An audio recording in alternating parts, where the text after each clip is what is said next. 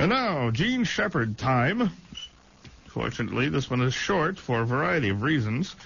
First of all, the master tape that this show came from had a big splice somewhere in the middle of it, which means that we're going to come to a point where there'll be a little jump in the program. I'm fairly convinced that the first and second halves belong to the same show, which apparently is from the spring of 1964. Because it seems to be very early in the baseball season of whatever it's 64 or 65. Those are only two possibilities. And let's see, what else do we need to know about it? I wonder, it seems, since a lot of the shows from this particular era run a couple of minutes short, I'm wondering if this is one of these shows where there was a newspaper strike going on and they read extra news or columns from the newspapers. That's a possibility for why all of these shows seem short, because I don't think the chunk that's out of the middle is that big. At any rate, it's got a baseball theme. I don't want to spoil it by giving it away, so I will not. I'll just say, here's Gene from probably spring of 1964.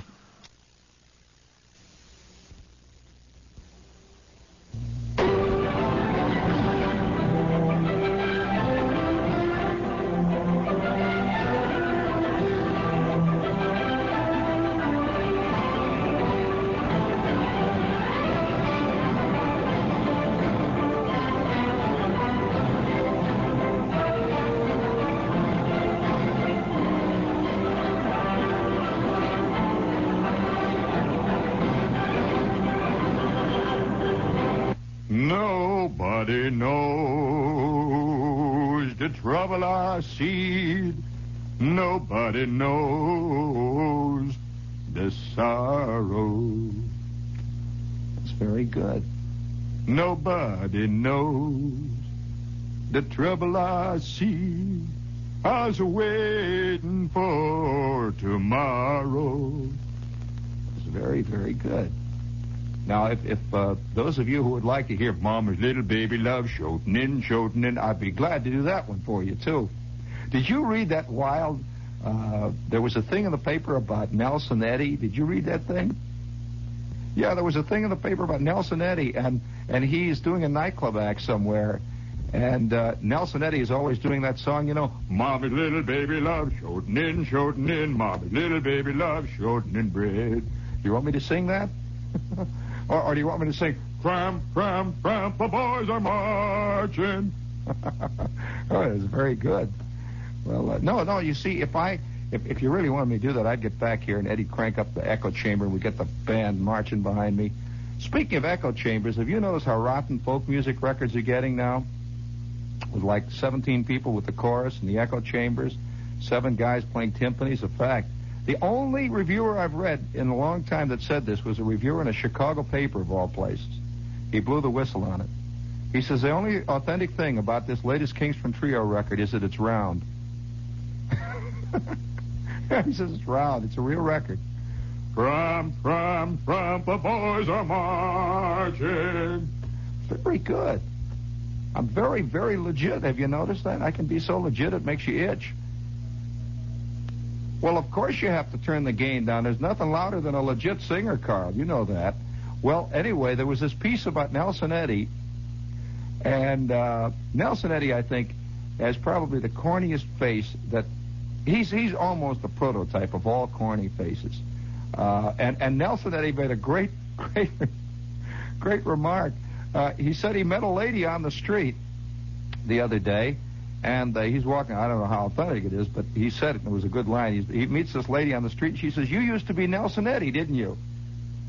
Oh, what a terrible remark. But so long, Carl. We'll see you, man. You used to be Nelson Eddy, didn't you? That's one thing about showbiz, and it's also about baseball. I think these are the only professions in America, or in the world for that matter, where you cease to be what you are. You know, really. When you, say, for example, when you're a ball player, you know, and you're a fantastic center fielder like Charlie Keller, we'll say, or Joe DiMaggio. You used to be Joe DiMaggio, didn't you, of the Yankees? I'll bet these guys get this once in a while. that in other businesses, guys can keep fooling them until their feet fall off, and nobody knows their has-beens. But speaking of that, as long as we're... Oh, does anyone want to hear Shortening Bread? Not a soul. Isn't that terrible? Nobody wants to hear. I'd like to do some selections from the Chocolate Soldier. I can do some of those for you tonight. I have also a wonderful collection of things I do from the Student Prince. I do. And in spite of the fact that I've got a cold, I'd be glad to do them. Mammy's little baby loves shortening. Mammy's little baby loves shortening bread. Mammy's little baby loves shortening. Mammy's little baby loves shortening bread. See, I'm just fooling around here, though. If you really want me to stand up, I'm sitting down. If you want me to stand up and belt it out, I could scare the daylights out of you all the way out in Queens. Sure. Tramp, the boys are marching. Tramp, they're off to war. Oh, gee, that was awful. Let's try it a little lower there. I have a great one that I do, too, about lift that barge, tote that bale, get a little drunk, and you land in jail. Old Man River, it just keeps a-rolling and a-rolling. It just keeps a-rolling. It just keeps a-rolling along. That's very good. I could get that now. If I didn't have a cold, I'd get that last one perfectly. It's all right. I do that one very good. And I stand out there on that pier. I do it on a dock. And I have a cotton bale next to me, and I wear these old pair of overalls. It's very good. And there's a guy sitting back behind me on a winch with a mock prop banjo, like he's playing behind me, see? And I say, Old Man River, it just keeps a-rolling. He keeps on a-rolling. He keeps on. Oh, it's very, very effective. You have to say, just keeps a-rolling and a-rolling. Now, I can see, obviously, I'm getting no requests for this. Oh, am I really? You want me to do a Mammy Little Baby Loves Shortening. Mammy Little Baby Loves Shortening Bread. Mammy Little Baby Loves... Oh, I was weaned on a diet of that kind of glop. As a matter of fact, my mother and my old man used to sit in front of the radio, and there was never a dry eye in the house when Nelson Eddy would sing, Tramp, the boys are marching. Tramp, they're off to war. Very, very exciting. And you'd hear this band playing behind him, and my old man would sit there with the hackles rising. And then my mother would say, I wish he'd do the one about molasses and shortening bread. And sure enough, without even missing a beat, the announcer would say, and now Nelson Eddy gives us an old favorite that all of you have been writing in and asking for. Mammy's little baby loves shortening. See, it's not really in the voice where you get this kind of stuff. It's in attitude, Ed. Don't you see that? Mammy's little baby loves shortening. Mammy's little baby loves shortening bread. Mammy's little baby loves shortening. Mammy's little baby loves shortening bread. Got to be done that with a tremulous vibrato, with just the slightest touch of a tear in the eye. Now, speaking of tremulous vibrati, if you're interested in that, I'm getting a raft. 3 people have requested me to lay off. So one has just, 3. Well, that's quit calling in. It's too bad. I'm not going to. Somebody just called in and said, would I please do, what's the one there? They're holding it up there. In a minute, I found out there's an overwhelming. Says, you want some selections from $10 to stop singing? Well, look, put your money where your mouth is, Dad. I've had all kinds of kid-type requests. I only pay off when I see the green. And so, throw it on the drum, and you'll be saved. Other than that, we take no IOUs here at the gates of heaven. It's got to be right on the drum. $10 to stop singing. $10 to go down and get the WPAT where they do nothing but sing. And they don't even sing. They got guys like Johnny Mathis. You know, I love you. I can do that. He can't do this. Mammy, little baby, love, shortening. Mammy, little baby, love, shortening bread. Mammy, little baby, loves. I'll tell you, Sinatra would have trouble doing that. Oh, yeah. Oh, you didn't know that I once did a musical. I did several, as a matter of fact. I'll never forget. Boy, you don't want to hear about that. But, you know, speaking of the singing voice, while we're on the subject of it, and as long as it's springtime here, we're going to do something that we do once every spring. And for those of you who expect a hard-hitting, dynamic, angry show, forget it. I'm not hard-hitting, dynamic, nor angry tonight. Because, you see, the Mets won and the Yankees lost. So all's right in his heaven. Or is it something else? I forget there. But it's all working out. Oh, you mean somebody wanted to hear the rest of Mammy's Little Baby? Oh, another wise apple, huh? Uh-huh. I see. Well, we used to have a great line that we used to refer to people to back in Hammond, Indiana, referring to wise apples. And it made a fleeting reference to horses. And and now I have nothing against horses, any part of horses. But if the shoe fits. Mammy, little baby loves... stout-hearted men. Does anybody want to hear stout-hearted men? Oh, that's a fantastic song. I wish I had the lyrics to it. If I had the lyrics to Stout-Hearted Men, I'd sing it tonight. Would somebody call in the lyrics to Stout-Hearted Men? Stout-hearted men, la-da-da-da-da-da, la-da-da-da-da-da-da-da-da. That's the way that one goes. La-da-da-da, la-da-da-da-da-da, la-da-da-da-da, la-da-da-da. Very, very good song. Those of you who would like to. Speaking of old turkeys, this is WOR, AM and FM, New York. And we'll be here until they catch up with us again, as we often point out, because it's very true. It's happening. And while we're on the subject of it's happening, did you watch the Yankee game at all today? There is a feeling in the air. Now, I don't like to be a Cassandra here for any of you who might be hung on the Yankees. But there is something in the air. It is not good for Yankee fans. I think this is going to be a desperate season. Well, let's hope it's a desperate season. It certainly is here at WBAI in New York. I just detect it because a lot of things are happening that have nothing to do with players getting hurt or any of that. There is a spirit. In fact, when the ball game came on today, it was very, very significant. I say that the truth comes out in the most sneaky ways. It is not really advertised as the truth. To begin with, they come on with this thing, baseball and Valentine, baseball and Valentine, you know that thing that came on with the film there?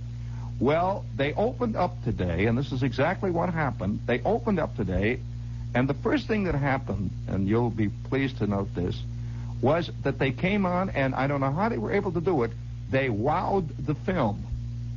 It was a bad omen. Because the Yankees are noted for always doing everything right when the chips are down. And let me tell you, there are no chips more downer than when the commercial's being played, right? I mean, you can louse up on any other part of the broadcast, but never the commercial. Well, I'm sitting there, and the set is on. I'm waiting to see what's going to happen. They're playing the White Sox, and it goes,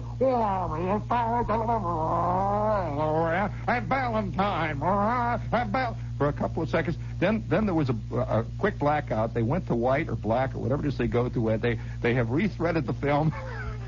They start all over again, and then it goes, baseball and Valentine. Well, I figured, maybe this was just a fluke. And I'm waiting, and sure enough, the thing comes to an end, and there is a long, pregnant, soggy pause after the opening. Now, usually the opening comes on like this, Good afternoon, fans. This is Mel Allen out at Yankee Stadium. That happy sound? Well, there is a long pause. And I'm waiting there, and on comes this despondent voice. It says, hello, fans. This is Mel Allen. We're at Yankee Stadium. And the Yankees are taking on the Chicago White Sox today in a single game. And Al Lopez is down at the plate now, and they're getting ready with the pregame warm-up. Another long pause. Nothing is being said. And then the camera goes, how it often does on these ball games, goes skimming over the stands. Believe me, if there were 3,000 paying customers at that ballpark today, I will eat everybody's shirt tail. Now, there were probably more than 3,000 people there, but as a matter of fact, I would guess that a good half of them were freebies, because the patrol boys were there, the Brownies were there, the ROTC from Teaneck was there, the Little Leaguers from Lower Milford were there, and none of them were saying anything. They're just sitting there with their jackets on. And Mel is going, and let's take a look at the lineup today. And they then turned the camera on Mel Allen. Well, you never saw. It was one of the greatest moments of truth I've seen in years. Mel Allen, I've got to salute you. Believe me, I have watched all the dramatic shows on television that I ever get a chance to. And, you know, it's all glop. It's all cheese, Kraft and a yard wide. You know, they're all there emoting away. Well, the camera picks up Mel Allen, and it was the sight of a man who was just there, and he was just there, that's all.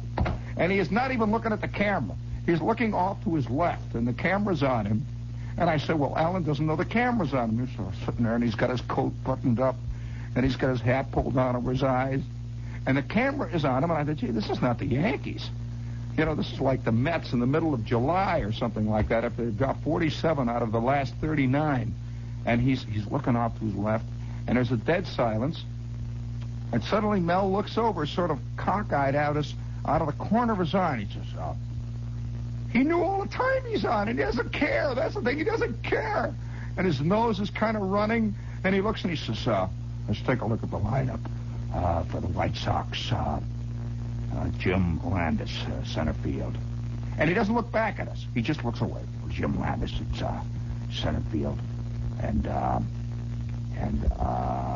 Pete Ward playing third base. You 10,000 more, shoulder to shoulder and boulder, they grow as they go to the fray. There is nothing in the world can halt or mar a plan. Oh, that's fantastic. When stout-hearted men can stick together, man to man. It's hardly a dry eye. Well, I'll tell you what I'll do. You see, I haven't worked on the changes and that. I don't even really remember the tune. Because something about stout-hearted men is a little bothersome there. But I'll work on that one. I'm particularly good, though, on Mammy's Little Baby Loves Shortland Bread.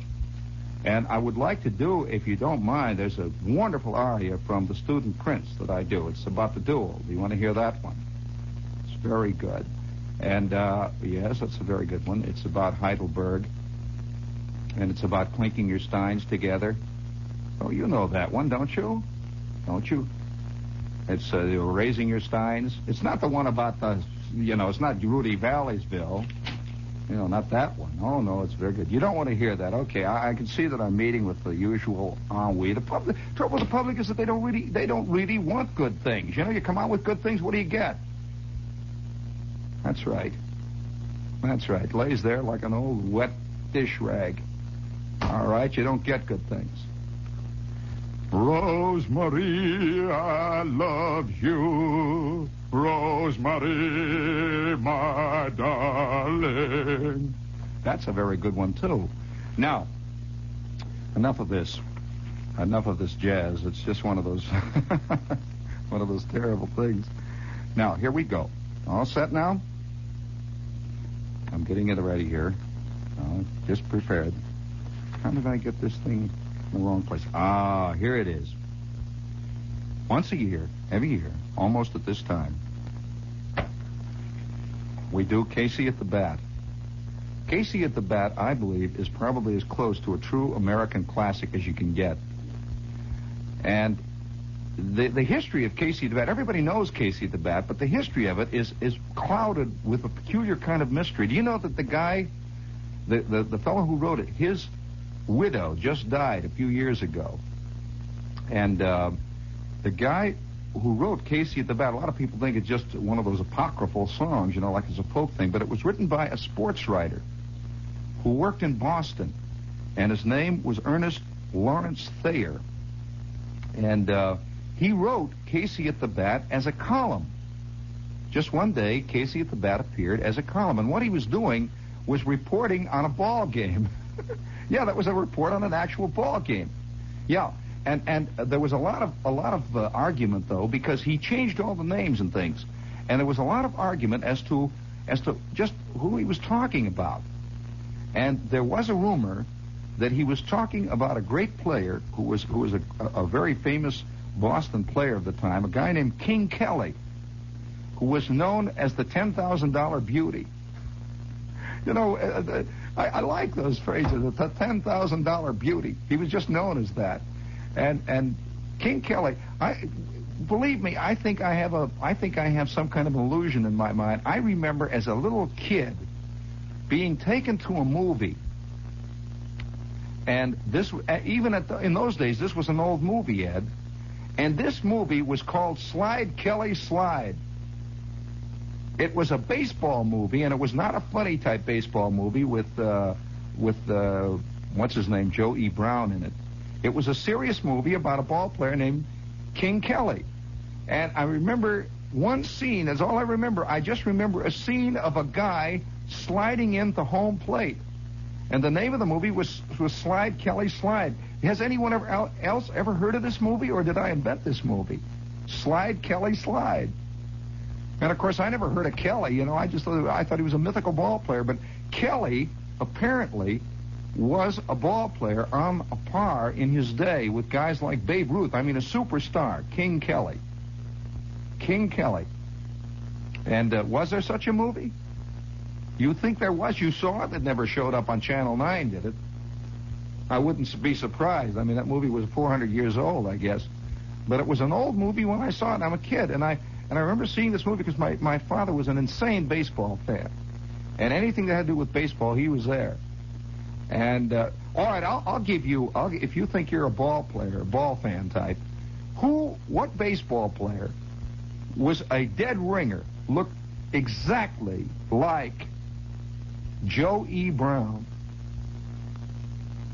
So much so that when Joe E. Brown was playing his famous series of baseball characters that he played in the movies, a lot of people later on, whenever this guy played ball, they would refer to him as that character in the press. Elmer the Great dropped another one, they said today. And he, and every time the photographers would take a picture of this outfielder, they would make him make that mouth that Joey Brown made. You know that mouth that we go, ah! You know that mouth he made all the time?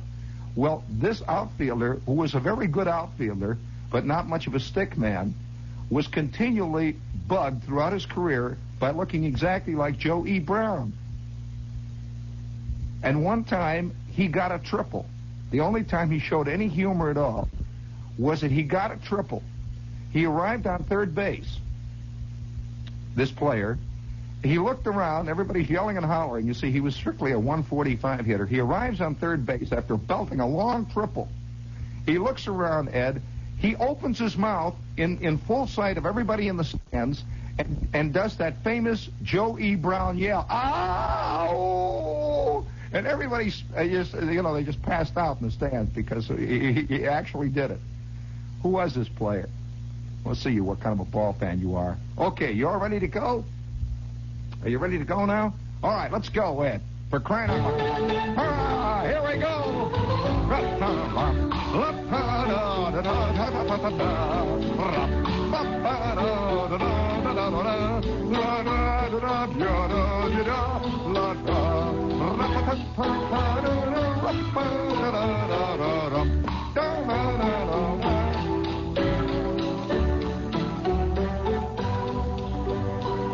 It looked extremely rocky for the Mudville Nine that day. The score stood 4-6 with but an inning left to play. And so when Cooney died at first and Burroughs did the same, a pallor wreathed the features of the patrons of the game. A straggling few got up to go, leaving there the rest with that hope which springs eternal within the human breast. For they thought if only Casey could get a whack at that, they'd put up even money with Casey at the bat. But Flynn preceded Casey, and likewise so did Blake. And the former was a pudding, and the latter was a fake. So on that stricken multitude a death-like silence sat, for there seemed but little chance of Casey's getting to the bat. But Flynn let drive a single to the wonderment of all, and the much despised Blakey tore the cover off the ball. And when the dust had lifted and they saw what had occurred, there was Blakey, safe on second, and Flynn a hugging third. Then from the gladdened multitude went up a joyous yell. It bounded from the mountaintop and rattled upon the dell. It struck upon the hillside and rebounded on the flat. For Casey, mighty Casey, was advancing to the bat. There was ease in Casey's manner as he stepped into his place. There was pride in Casey's bearing, and a smile on Casey's face. And when responding to the cheers, he had lightly doffed his cap, no stranger in the crowd could doubt 'twas Casey at the bat. 10,000 eyes were on him as he rubbed his hands with dirt. 5,000 tongues applauded as he wiped them on his shirt. And while the writhing pitcher ground the ball into his hip, defiance gleamed from Casey's eyes, and a sneer curled Casey's lip. And now the leather-covered sphere came hurtling through the air. And Casey stood watching it in haughty grandeur there. Close by the sturdy batsman, the ball unheeded sped.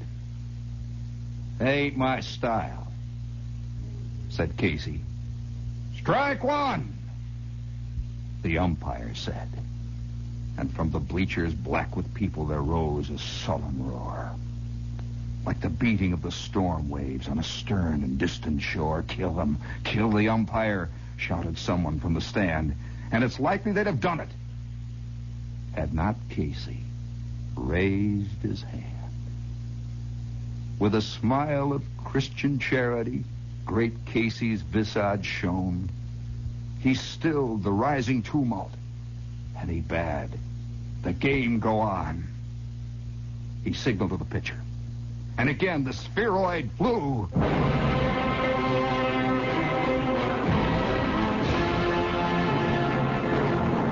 But Casey still ignored it, and the umpire said, "Strike two!" "Fraud! Fraud!" yelled the maddened thousands, and the echo answered, "Fraud! Fraud!" But one scornful look from Casey, and the audience was awed. They saw his face grow stern and cold. They saw his muscles strain, and they knew that Casey would not let that ball go by again. The sneer is gone from Casey's lip. His teeth are clenched with hate. He pounds with cruel violence his bat upon the plate. And now the pitcher holds the ball, and now he lets it go.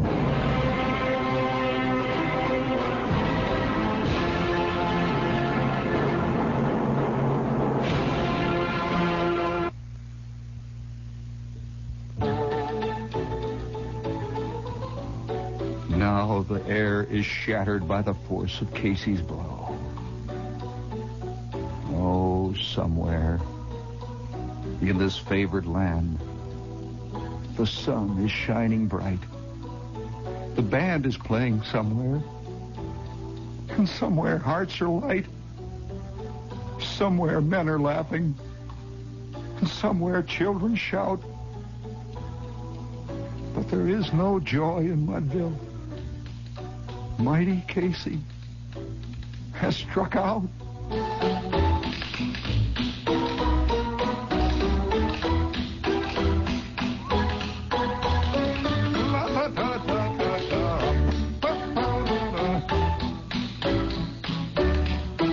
What a moment. What a moment.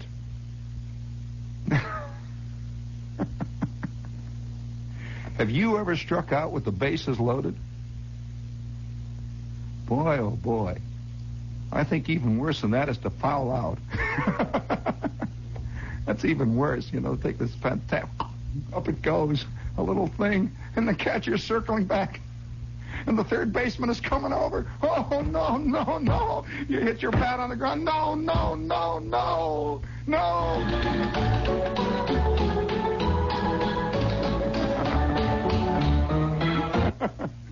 You know that piece, Mighty Casey at the bat. Now, that's the original version that you heard there tonight.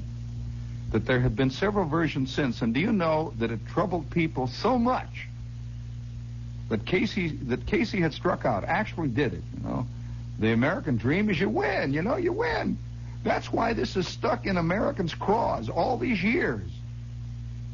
Casey did flub it.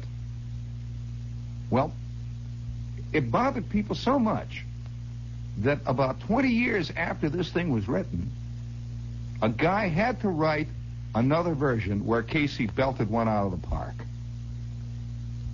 Well, of course, it didn't get even. I mean, that thing laid an egg. I mean, it appears it was during the great Reformation period in America. It really was. It appeared during the period when liberalism began to take hold, and the underdog, was considered everybody's equal and all that bit. So they had to write it that Casey made it. Well, everyone could spot the obvious sophistry in that because Casey kept striking out. You go to the ballpark, he does it. I'm sorry. I dig that piece. And in fact, there's a whole collection of things like this. That another thing that I would like to do somehow. How would you like to hear "The Curfew Shall Not Ring Tonight"? Oh, that's a magnificent piece of glop. I'll tell you, "The curfew shall not ring tonight." Barbara Fritchie clinging to the clapper of the gigantic bell. "Curfew shall not ring tonight." Oh, I mean, you just can't. You can't. I have another one here I want to do. Yeah. Wait a minute. No, I won't do that one tonight. I don't have enough time. Darn it. Listen, my children, and you shall hear the midnight ride of Paul Revere. I'll tell you, though, for those of you who want to do Casey at the bat, I have a series of instructions I can give you, little pieces of instructions that help. Now, to begin with, you must start with an absolutely flat declaration of the situation. It looked extremely rocky for the Mudville Nine that day. The score stood 4-6 with but an inning left to play. And so when Cooney died at first, and Burroughs did the same, a pallor wreathed the features of the patrons of the game. Now there is an inspired line if I ever heard one. A pallor wreathed the features of the patrons of the game. That's a beautiful line. A straggling few got up to go, leaving there the rest, with that hope that springs eternal within the human breast. For though they thought if only Casey would get a whack at that, they put up even money with Casey at the bat. But Flynn preceded Casey, and likewise so did Blake. And the former was a pudding, and the latter was a fake. So on that stricken multitude a death-like silence sat, for there seemed but little chance of Casey's getting to the bat. Have you ever sat out at Yankee Stadium with, say, the Yankees behind 2-1, with a runner on second and third, with 2 outs, and Jack Reed coming to the plate? It's a very terrible feeling, and nobody feels worse than Reed. I can tell you that. Oh, and yet, see, this piece has a peculiar kind of artlessness about it. Because it embodies so many different attitudes. The attitude of a few got up to go. That's very real, There is always a few guys do get up, no matter what's going on, no matter what ball game. I'm not even talking about baseball. Life itself. A few get up to go, and who remain but just the rest, sitting there with the hope that burns eternal in the human breast. The faithful. Knowing full well it's not going to work because 2 clowns are coming up. But still they can't tear themselves away. It's that nutty thing that's inside of people, you know. Nothing to do with baseball. It's that thing. And on that stricken multitude, great line. And here there are some other great. The much despised Blakey, poor Blakey, much despised. The much despised Blakey tore the cover off the ball. And when the dust had lifted and they saw what had occurred, there was Blakey safe on second and Flynn hugging third. And then from the gladdened multitude went up a joyous yell. It bounded from the mountaintop and rattled in the dell. It struck upon the hillside and rebounded on the flat, for mighty Casey was advancing to the bat. And how beautifully this guy Thayer reverses his field then. There was ease in Casey's manner as he stepped into his place. His place. There was pride in Casey's bearing and a smile on Casey's face. And when, responding to the cheers, he lightly doffed his cap, no stranger in the crowd could doubt 'twas mighty Casey at the bat. 10,000 eyes were on him as he rubbed his hands with dirt. 5,000 tongues applauded as he wiped them on his shirt. And while the writhing pitcher ground the ball into his hip, defiance gleamed from Casey's lip. Oh, yeah. So, yeah, there you have it. I suspect that Casey's lot is the lot of the Yankees this year. And, you know. But it's all right, you see, because Casey went down with a smile of defiance upon his lip and those eyes a gleaming hate as the pitch, kill him! By the way, in all the years I've been going to baseball games, I have never once heard anybody say kill the umpire. Not once. Not once. And so you have to pick them up where they are. You have to do what's got to be done. A man's got to sometimes get out there and just do what a man has to do. Just keep your knees loose. Look up into that sun. Go back there as it's drifting back towards the fence. Move easily. Make sure that you judge for the windage. Drift a little to your left and just stand there and wait.